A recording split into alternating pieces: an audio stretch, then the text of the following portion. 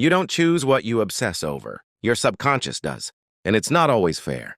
It's shaped by hidden beliefs about beauty, power, love, and worth. Beliefs you didn't create, but that still control what you chase. This is the hidden prejudice of the mind, a quiet force beneath the surface, pulling your attention toward what feels familiar. Not necessarily what's good for you. Your subconscious works like an emotional algorithm. It's constantly scanning for patterns, looking for anything that matches what you've been taught to value. And what you've been taught isn't always healthy. Maybe you were praised only when you achieved. Maybe love came with conditions. Maybe you learned that only certain looks, lifestyles, or people meant success. So when something resembles that pattern, even if it's harmful, your brain lights up, not because it's right, but because it's familiar. Obsession isn't always about desire. Sometimes it's about recognition. A subconscious click that says, "This feels like home," even if it hurts. Psychologists call this implicit bias, a mental shortcut wired by early memories, culture, and emotion. You might say you don't believe in perfection, yet still obsess over being perfect. You might value authenticity, yet chase polished beauty. You might know someone is wrong for you, but still your mind won't let go. Because your subconscious is trying to finish an old story, and obsession becomes the script it keeps repeating, hoping for a different ending. The prejudice of the mind isn't your fault. It's your history, disguised as instinct. But once you see it, you can change it. Obsession is not just what you want. It's what you were trained to want. And healing doesn't start with chasing something new. It starts with asking one powerful question. Why did I believe I needed it in the first place? They are notoriously inconsistent. Regularly hot and cold. One moment they're close, then they're gone. Unexpectedly, you find yourself thinking about them even more. This is undoubtedly one of the most puzzling obsessions I've ever come across. Pursuing someone who never quite fully materializes. However, here's the bottom line. You are not obsessed with them. You are instead obsessed with how their distance makes you feel. When they inadvertently pull away, your brain instinctively senses a sense of danger. You experience a rejection sensation, not just emotionally but physically too. And your nervous system gets into survival mode, preparing you for a struggle. Your desire is to close that gap, restore that connection, make it strong again. It's not about love.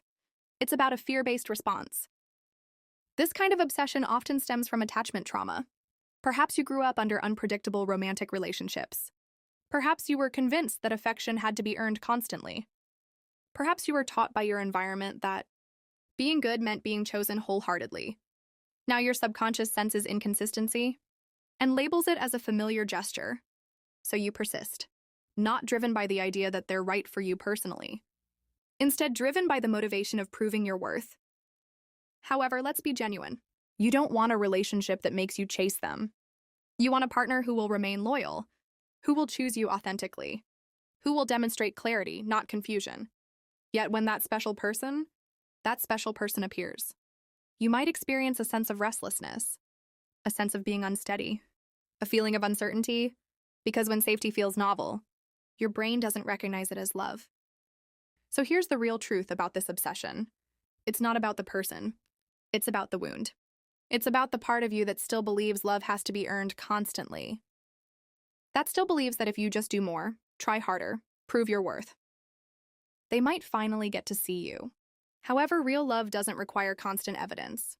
And healing begins when you realize the ones who pull away are not the ones designed to chase. You finally get the thing you were chasing, the text, the promotion, the attention. And for a moment, it feels amazing. But just a moment. Then it fades. And suddenly you're already looking for the next thing, the next person, the next high. Why? Because your obsession wasn't about the reward. It was about the chase. This is the dopamine trap, and it's wired deep into your brain. Dopamine isn't the chemical of pleasure. It's the chemical of anticipation. It spikes when you're almost there, when you're close, when you can feel something just out of reach. That's why slot machines work. Why likes and notifications are addictive. Why some relationships feel electric, even when they're unhealthy. It's not love. It's dopamine. When we chase something obsessively, we train our brain to expect a hit of dopamine just for trying, not for succeeding, not for receiving, but for running. So we start craving the chase more than the actual result. And once we get it, it's boring. It's not enough. It doesn't feel like we thought it would. So we set a new target. We convince ourselves, maybe that wasn't the thing. But the next one will be, and the cycle starts again. Here's what no one tells you. The chase becomes a coping mechanism. It distracts you from stillness, from emptiness, from feeling what's really underneath. But you can only run for so long. Eventually, the high wears off.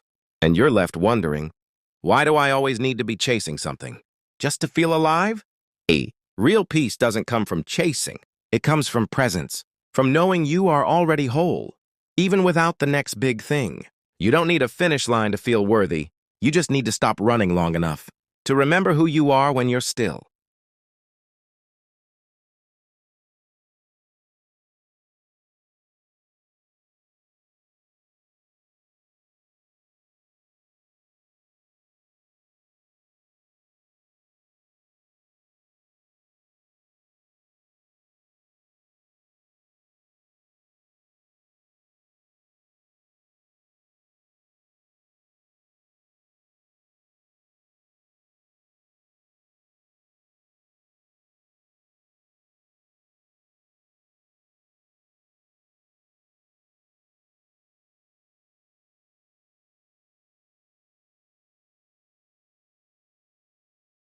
You think you know what you want. But what if your desires were programmed? What if your idea of beauty, success, or love isn't actually yours, but a reflection of everything you've ever been told? This is the subconscious bias behind obsession, and it quietly decides who we chase, what we value, and why we often want things that hurt us. Your subconscious isn't logical, it's emotional. It absorbs patterns, not truths. As a child, maybe you learned that approval meant praise, or that struggle meant worth, or that love meant chasing someone who kept pulling away. And now, as an adult, you find yourself obsessed with people who feel just out of reach, success that never feels like enough, or ideals that leave you drained. Not because they're right for you, but because they're familiar. This is called cognitive bias, and it makes obsession feel like instinct, when it's really just memory. We want what matches our programming. We fixate on people who reinforce the emotional stories we already believe. If deep down you feel unworthy, you'll be drawn to someone who makes you prove yourself. If you believe success equals validation, you'll keep working until you burn out. If you've been told beauty is thin, quiet, or curated, you'll chase a version of yourself that doesn't even feel real. This isn't your fault. It's your subconscious, trying to keep you safe, trying to repeat what it knows. But safety isn't always truth. And familiarity isn't always love. The first step to breaking obsession is noticing the bias behind the desire. Ask yourself, do I want this one or was I trained to? Because obsession isn't always about the thing. Sometimes it's about the story we've attached to it. And the moment you rewrite that story is the moment you start wanting different things. It starts with good intentions. You just want to do your best, to be your best, to feel proud of who you are. But somewhere along the way, better becomes perfect, and perfect becomes the standard. A standard that never gets satisfied. This is how obsession hides inside self-improvement. Not as drive, but as quiet self-rejection. We live in a culture that rewards perfectionism. It tells you to hustle harder, glow up, level up, be more. And we internalize that message so deeply we don't even question it. We become obsessed with our weight, our work, our productivity, our image, not because we're vain, but because we're afraid. Afraid of not being enough. Afraid of being left behind. Afraid of being seen without the filter. Perfectionism doesn't come from strength. It comes from fear. Fear of shame. Fear of rejection. Fear of being average. And the more we strive to be perfect, the more we believe we're broken. It's a trap. You keep raising the bar, but your self-worth never catches up. You keep achieving, but never arriving. You keep chasing, but never feeling whole. Here's the truth. You don't need to be perfect to be loved. You don't need to constantly improve to be worthy. Healing begins the moment you realize you are allowed to rest. You are allowed to be human. You are allowed to be a work in progress and without apology. Perfection is a moving target, but self-acceptance, that's peace. And peace doesn't come from chasing. It comes from choosing to believe that you are already enough, right here, right now. You open your phone, and instantly you're inside someone else's life, their face, their body, their career, their smile. And whether you realize it or not, your mind starts comparing, measuring, judging, obsessing, not just over them, but over yourself. Social media was designed to connect us, but in reality, it reflects us. It acts like a mirror, one that distorts your reflection by showing you a highlight reel of everyone else, their best angles, their best moments, their most filtered version of reality. And your brain falls for it, because your subconscious can't always tell the difference between truth and performance. So it starts building a silent belief. They're better. I'm behind. I need to catch up. That's how obsession is born. You don't just want to be like them, you need to be. Because comparison feels like survival. If they're winning, you must be losing. And every scroll becomes a silent attack on your self-worth. Not because others are doing wrong, but because you're seeing yourself through a mirror that was never meant to reflect you. This is called social comparison theory, and it's one of the most studied triggers of anxiety, low self-esteem, and obsessive thinking. You might not even realize how deep it runs, but if you've ever felt empty after scrolling, that's your mind telling you you've been absorbing other people's dreams so loudly, you can't even hear your own. But here's the truth. The mirror is not the problem. It's how you're using it. You can choose to make social media a window, not a measuring stick. You can curate what you consume. You can turn down the volume of comparison and turn up the voice of compassion, because your value isn't defined by strangers, and your self-worth doesn't live in someone else's comments. You are not behind. You are not broken, and you don't need a filter to be enough. Love is designed to feel secure and comfortable, grounding, expansive, like coming home. But for many of us, love turns into something else, a narrow and twisted tightrope, a challenging and arduous test, a heart-wrenching act of self-sacrifice. We don't just experience love without limits. We lose ourselves entirely in it. This isn't the romance we were expecting. It's an intrusive and insecure obsession. And it's not driven by passion or deep-seated affection. Instead, it stems from fear. Fear of being abandoned. Fear of not being worthy. Fear of being too much or even not enough. So we start shrinking and hiding to maintain our sense of lovability, overgiving in order to be selected, fading away to keep hold of someone else. But the truth of the matter is this. Losing yourself in love is not love. It's a painful act of self-playing dress-up. It's a deeply subconscious belief that says, I need to disappear to be closer to you. And that belief often emerges in our childhood years, when love was unpredictable and unreliable, or when feeling needed was safer than feeling known. So now obsession feels like a sense of connection, and codependency is a desperate act of showing care. But the kind of love that truly stands out isn't required to vanish. It seeks to be fully witnessed and understood. And the healing process begins when you ask yourself, can I love someone without wanting them to disappear? Because the belief of obsession might saying, I need you to feel whole. But the truth is this, being in love doesn't require you to vanish or disappear. It invites you to be completely exposed. And the healing begins when you determine to, can I be in love without needing to abandon myself? Because obsession might say, I need your full attention and wholehearted care. But true love offers you, I am already whole and I choose to love from that place. So if you have ever lost yourself in someone else, perhaps you were trying to survive by giving up on yourself. But now you can do it differently. You can stay grounded and expansive. Stay full of yourself. Stay authentic. Because the most potent and meaningful kind of love is the kind that leaves your soul whole and intact. Sometimes obsession doesn't look like a person, or a relationship, or a craving. Sometimes it looks like purpose. You're the focused one, the builder, the dreamer, the one who never stops. You call it drive, ambition, vision.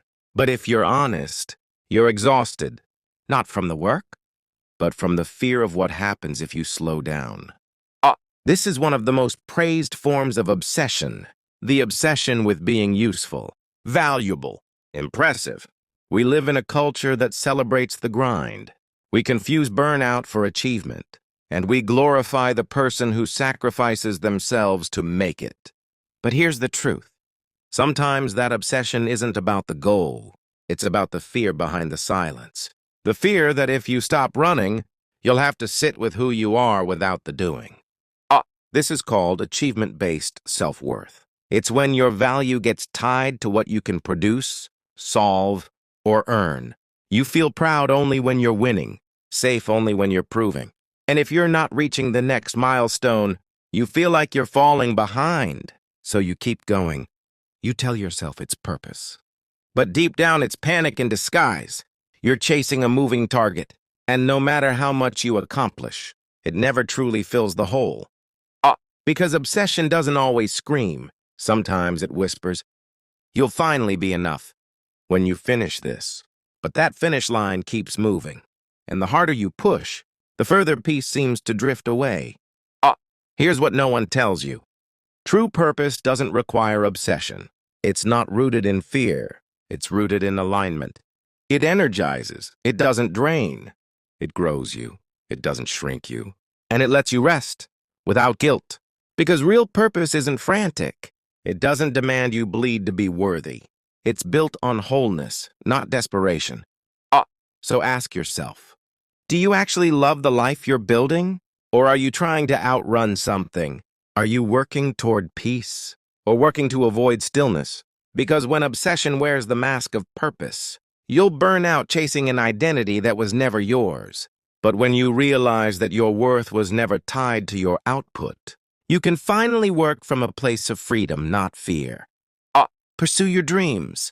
Build your future. But don't lose yourself in the proving. Your value was never in the outcome. It's always been in you. You keep replaying it. What you could have said. What they could have done. How it all could have turned out. But it didn't. And yet, your mind won't let it go. This is the fantasy trap. The obsession with an alternate ending. Your brain is wired for resolution. It wants closure, a beginning, a middle, and a clean, satisfying end. But life doesn't always give you that. So your mind creates it. It builds stories, scenarios, imaginary versions of how things should have been. And the more painful the ending, the more tempting the fantasy becomes. This is especially true in relationships. You don't just miss the person. You miss the potential, the version of them they never became, the life you pictured but never lived, the words they never said. But you keep writing in your head. You're not grieving reality. You're grieving possibility. And that's where obsession begins. Because fantasy is comforting. It lets you rewrite the past. It gives your pain a purpose. It says, maybe if I just figure out what went wrong, I can fix it. But fantasy keeps you stuck. You're not healing. You're hovering over a moment that already passed, searching for meaning in something that doesn't need to be solved, just accepted. This is where healing gets hard, because letting go of fantasy means letting go of the version of you that only existed in that story. But the future doesn't live in what could have been. It lives in what is and what's next. You don't need closure from them. You need compassion for yourself. You don't need to perfect the past. You need to reclaim your presence. Obsession with the past is a form of self-abandonment, a refusal to step into the unknown. But freedom, it lives in the present. And peace begins the moment you stop asking, "What if?" and start choosing, "What now?" Obsession is loud. It loops in your mind, echoes in your chest, fills your time, and empties your peace. It's not just wanting something, it's needing it so badly that your identity starts to depend on it. A person, a dream, a version of yourself you can't stop chasing. But obsession isn't about the object. It's about the attachment. You're not broken for feeling deeply. You're not weak for holding on too long. Obsession is often a symptom of something deeper. A wound, a story, a part of you still searching for safety, So the cure isn't detachment. It's understanding. It's giving the part of you that's been clinging the compassion it never received. Ugh. To heal obsession, you must first learn to come home to yourself. That means letting go of the fantasy that something out there will complete you, sitting with discomfort instead of numbing it, learning to trust your inner voice more than outside validation, allowing grief to move through you without labeling it as failure. And most of all, remembering you are allowed to outgrow the things that once felt like oxygen. Ugh. When you start filling yourself from the inside, obsession loses its grip. You no longer chase, you choose. You no longer beg, you belong. Because the cure for obsession isn't control. It's clarity. It's groundedness. It's inner peace. Ugh. So if you're tired of the loop, of the noise, of the craving, here's your reminder. You don't need to be perfect to be free. You don't need to erase the past to move forward. And you don't need anyone else to tell you who you are. You've always had the power, not to force what you want, but to become who you were always meant to be. And in that becoming, obsession fades and self-trust begins.